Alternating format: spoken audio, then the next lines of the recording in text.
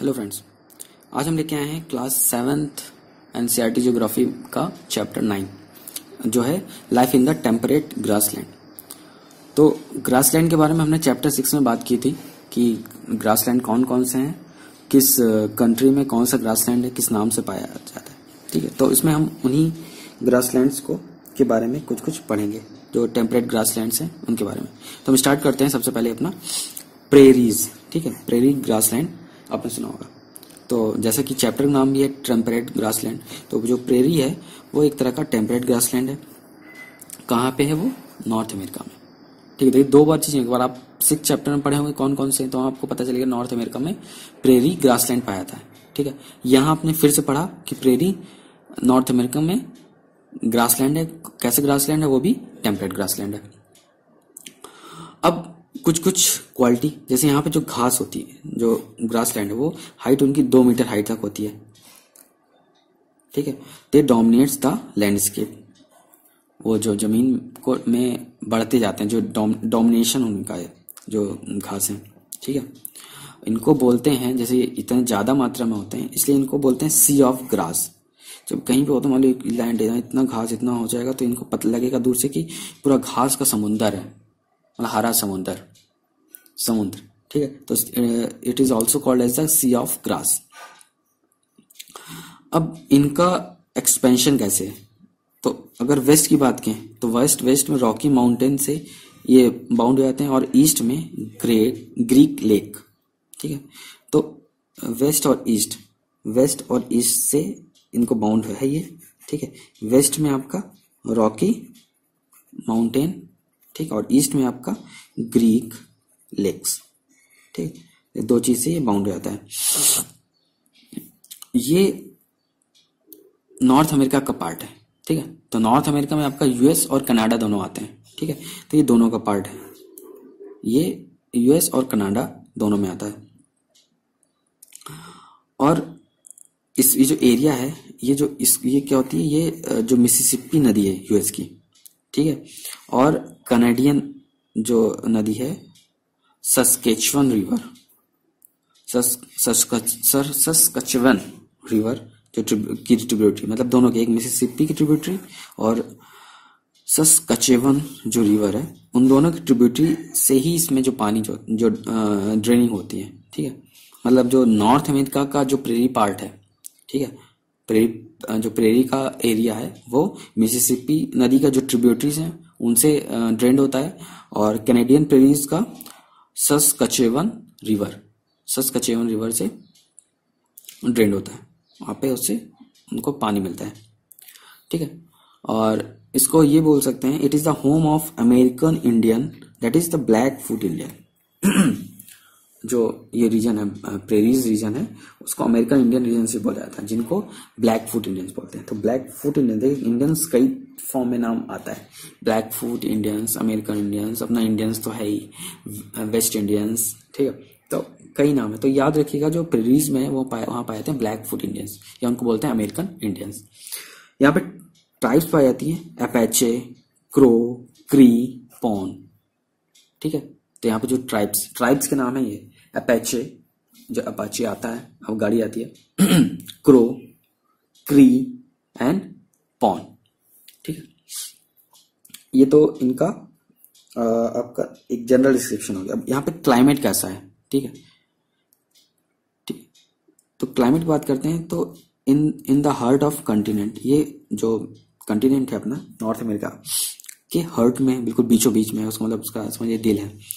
ठीक है, यहाँ पे जो क्लाइमेट है वो कंटिनेंटल टाइप है, मतलब विथ एक्सट्रीम टेम्परेचर, बहुत ज्यादा टेम्परेचर होता है, मतलब कंटिनेंटल के हिसाब से ज्यादा, मतलब अगर उतना भी ज्यादा नहीं, अगर समर में 20 डिग्री मैक्सिमम जाता है, विंटर में -20 डिग्री सेल्सियस। ठीक है, तो मतलब अगर कंटिनेंटल टाइप में एक्सट्रीम टेम्परेचर है इसका 20 डिग्री और -20 डिग्री सेल्सियस।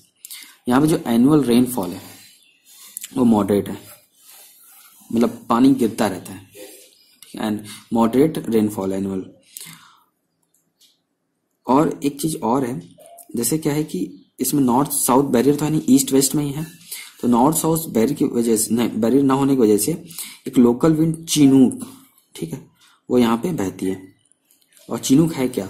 चिनूक की अगर बात करते हैं, चिनूक क्या एक हॉट विंड है जो that blow in winter and therefore raise the temperature in short time.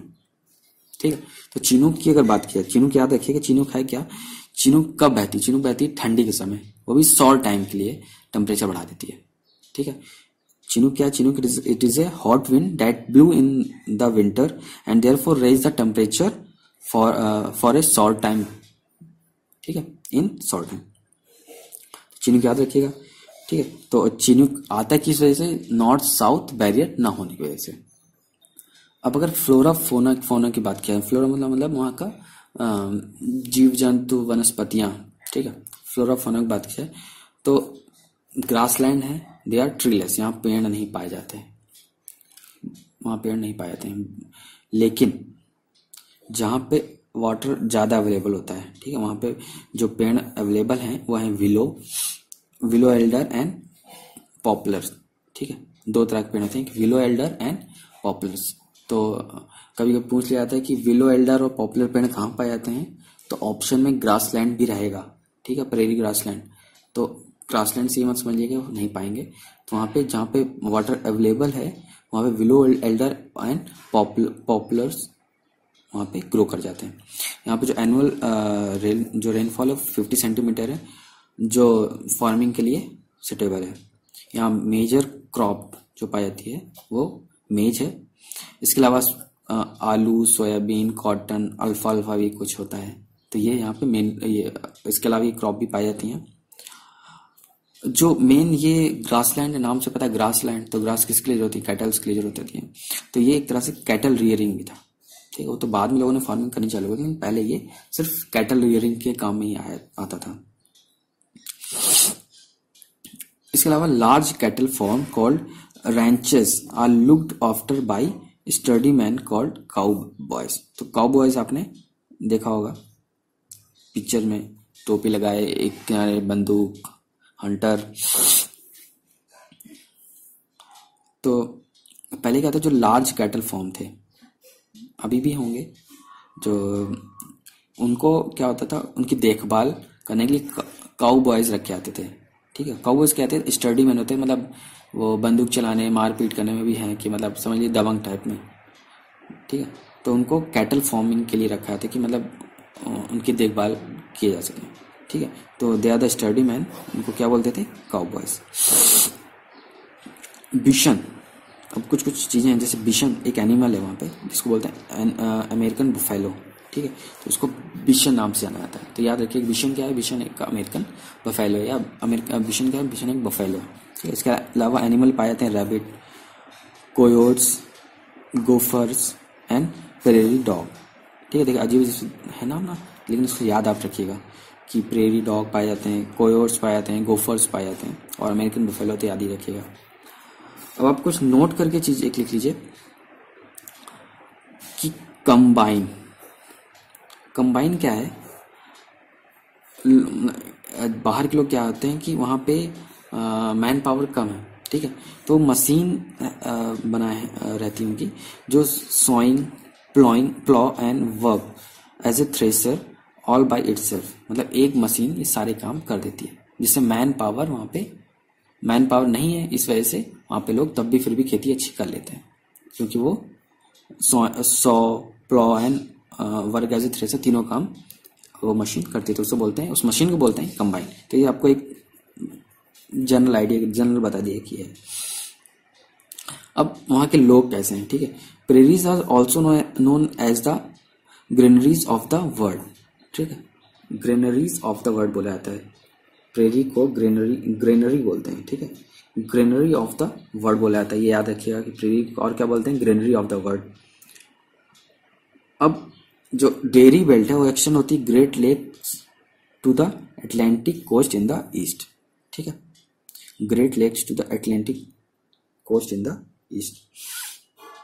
अब इंपॉर्टेंट सिटीज में कौन कौन सी आती हैं जो प्रेरी हैं? तो अगर यूएसए की बात की जाती है, ठीक है, तो इसमें शिकागो, मिनीपोलिस, इंडियनपोलिस, कैंसास, डेनवर। ठीक है, शिकागो आपको पूछेगा तो शिकागो पूछ सकता है, डेनवर पूछ सकता है, इंडियन पॉलिस पूछ सकता है, ठीक है। तो ये याद रखिएगा, Chicago, Minneapolis, Indianapolis, Kansas and Denver. और कैनेडियन की बात करता है, कैनेडियन नाम देखिए थोड़े से अजीब से नए हैं, उसका याद 2-3 बार पढ़ी तब याद होगा। इन मॉन्टन है, सस्केटून है, कैलगरी है, विनीपेग, ठीक। विनीपेग बहुत इंपॉर्टेंट वहां की सिटी है, ठीक है, तो इसका नाम जरूर याद रखिएगा, विनीपेग। तो आप प्रेरी के लिए तो इसको स्पेशली याद रखिएगा। अब दूसरा टेम्परेट ग्रासलैंड है वेल्ड, ठीक है। अब इसका नाम वेल्ड क्यों पड़ा, इसका नाम क्योंकि वेल्ड एक डच नेम है। इसका नाम पड़ा था जब साउथ अफ्रीका, क्योंकि जो वेल्ड है वो साउथ अफ्रीका का ग्रासलैंड है, ठीक है, जैसे वो नॉर्थ अमेरिका का था, साउथ अफ्रीका ग्रासलैंड है। और इसका नाम डच पड़ा तब पड़ा जब साउथ अफ्रीका डच कॉलोनी थी, ठीक है, डच कॉलोनी थी मतलब जो आजाद नहीं हुआ था, ठीक है, उस समय इसका नाम पड़ा था, डच लोगों ने इसका नाम रखा था। तो ये टेम्परेट ग्रासलैंड है, ये साउथ अफ्रीका में है। ये एक तरह का रोलिंग प्लेटू है जिसकी हाइट 600 से 110 मीटर है। और अब ये बाउंड कैसे, तो it is bound by Drakensberg mountain on east, to its west lie in the Kalahari desert, ठीक है। अब ये सोचिए, एक साइड माउंटेन है, एक साइड डिजर्ट, और बीच में ग्रासलैंड, मतलब ये ईस्ट में ड्रैकन्सबर्ग माउंटेन। तो याद रखिएगा कि जो वेल्ड ग्रासलैंड है वो एक तरफ माउंटेन से घिरा है, दूसरी तरफ डिजर्ट है। तो माउंटेन कौन सा है, ड्रैकन्सबर्ग, और डिजर्ट कौन सा है, कालाहारी। अब और north east part, on the north east part high velds are located at the height of more than 1600 metre. अभी समझिए, नॉर्थ ईस्ट पार्ट में जो साउथ अफ्रीका के 1600 मीटर से भी ऊंचाई पे वेल्ड का एक पार्ट वहां पे भी अवेलेबल है। अब ये क्या बोलते हैं, लाई कहाँ करता है, ये लाई साउदर्न हेमिस्फीयर पे लाई करता है, when it is summer in weld, ठीक है। अब नेक्स्ट हम आते हैं क्लाइमेट। अब यहाँ का क्लाइमेट माइल्ड क्लाइमेट है, और किसके कारण, इंडियन ओशन के कारण इसका माइल्ड क्लाइमेट। तो ये क्वेश्चन आपसे पूछ सकता है कि veld grassland have mild climate due to with the influence of which ocean, Atlantic ocean, Indian ocean, Pacific ocean और एक्सेट्रा, ठीक है। तो आपको पता होना चाहिए इंडियन ओशन का वहां पे इन्फ्लुएंस की वजह से। यहाँ की विंटर बहुत ठंडी होती है और ड्राई होती है। यहाँ पर टेम्परेचर 5 से 10 डिग्री वेरी करता है जुलाई में, and is the coldest month. और जोहान्सबर्ग में 20 डिग्री टेम्परेचर होता है समर में। इसके अलावा they receive rainfall mainly summer, November से फरवरी के बीच में, ठीक है। तो देखिए, जो रेनफॉल है आपको बताया, जो वेदर वाला बता रहे थे, जब अर्थ मूव कर रही थी तो हेमिस्फीयर पे डिपेंड करता था कि कौन से हेमिस्फीयर की बात हो रही है, किस तरफ की बात हो रही है, ईस्टर्न साइड, वेस्टर्न साइड, तो उस हिसाब से टेम्परेचर वेरी करता था या और आपके वेदर होते थे। तो वही चीज़ की अब यहाँ पे देखिए, नवंबर से फरवरी के बीच में यहाँ पे रेनफॉल होती है, ठीक है। और विंटर होती है जुलाई टू अगस्त। यहाँ विंटर जुलाई से अगस्त में होती है, और रेनफॉल होती है या समर होता है नवंबर से फरवरी, जब इंडिया में ठंडक हो रही होती है, विंटर होती है। यहाँ का फ्लोरा फौना, जीव जंतु और वनस्पतियों की बात की जाए, जो वेजिटेशन कवर जो है स्पार्स है। ग्रासलैंड इसका is dominated by mainly landscape, मतलब जमीन पे ही है। Red grass grow in Bush weld, एक बुश वेल्ड जो है वहाँ पे रेड ग्रास ग्रो होती है। तो याद रखिए, रेड ग्रास कहाँ ग्रो होती है, वहाँ पे बुश वेल्ड में। और जो हाई वेल्ड एरिया, जैसे जो बोला कि 1600 मीटर से ऊंचाई पे, तो वहाँ पे एकेशिया और मरूला जो ये ग्रास हैं ये ग्रो होते हैं। यहाँ पे ग्रास हैं या ये वनस्पतियाँ ही हैं, तो एकेशिया और मरूला वहाँ ग्रो होती हैं। एनिमल यहाँ पे लॉयन, लेपर्ड, चीता, कुडू, ये यहाँ पे एनिमल पाए जाते हैं। और लोगों की बात करें, पीपल। तो velds are known for cattle rearing and mining. ठीक है, देखिए माइनिंग इसलिए है क्योंकि कॉलोनाइज्ड था। ठीक है, तो और क्या था, ये प्लेटू भी है, तो वहाँ पे मिनरल्स हैं, तो मिनरल्स हैं, कॉलोनाइज्ड हो गया तो उनको पता चल गया, तो उन्होंने यहाँ पे मिनरल निकालना चालू कर दिया। तो इस वजह से कैटल रियरिंग, तो क्यों ग्रासलैंड में कैटल रियरिंग हो गई, लेकिन माइनिंग उस वजह से होने लगा। ग्रासलैंड है, फर्टाइल होता तो और चीजें होती, not very fertile due to discontinuous grasses. इसका यहाँ का जो मेन क्रॉप है वो मेज है, वीट है, बार्ले है, ओट है, पोटैटो है, आलू। ठीक है, ये यहाँ की मेन क्रॉप्स हैं। जो कैश क्रॉप क्या है, तंबाकू है, sugar cane, cotton. Sugar cane देखिएगा हर जगह की, जो मैक्सिमम जगह की जो कैश क्रॉप शुगर केन आपकी आएगी। तो sugar cane, cotton, tobacco, they are termed as a cash crop. कभी वीट को कैश क्रॉप नहीं बोलेंगे, लेकिन शुगर केन, कॉटन, टोबैको, इनको आप कैश क्रॉप बोला जाएगा। तो याद रखिएगा, तो ये टर्म आप अगर इनकेस कभी भूल गए तो कैश क्रॉप में वीट आए तो उनको कभी टिक मत करिएगा। शुगर कैन है तो शुगर कैन को टिक कर सकते हैं, टोबैको टिक कर सकते हैं, कॉटन टिक कर सकते हैं। ठीक है, अगर इनकेस ऑड वन आउट करने के लिए ऐसा आप याद कर सकते हैं। ऑक्यूपेशन इनका क्या है, शिप रेयरिंग, क्यों ग्रासलैंड और शिप रेयरिंग होगा। डेयरी फार्मिंग, ग्रास है तो जानवर रहेंगे, जानवर रहेंगे तो डेयरी फार्म खुलेंगे। ठीक है, तो सीप रेयरिंग और डेयरी फार्मिंग इनका मेन ऑक्यूपेशन है। यहाँ की जो सीप, मेन सीप है वो मेरिनो सीप है। ठीक है, जो यहाँ की पॉपुलर सीप जिसको बोलते हैं, जो मेन इंपॉर्टेंट सीप है वो है मेरिनो सीप है। और पठार है, प्लेटू है, तो रिसोर्स और मिनरल है। मिनरल कौन से, आयरन, स्टील इंडस्ट्रीज सब यहाँ पे है। और कोल एंड आयरन प्रेजेंट यहाँ पे है। गोल्ड और डायमंड की माइनिंग होती है। जो Johannesburg are rich for gold capital of world. Johannesburg is known as a gold capital, मतलब सबसे अच्छा सोना वहां पाया जाता है। और जो किम्बरले डायमंड माइंस। तो साउथ अफ्रीका में दो नाम आपको याद जरूर रखने हैं, एक किम्बरले और जोहान्सबर्ग सोने के लिए और किम्बरले डायमंड के लिए। तो इस तरह आपका चैप्टर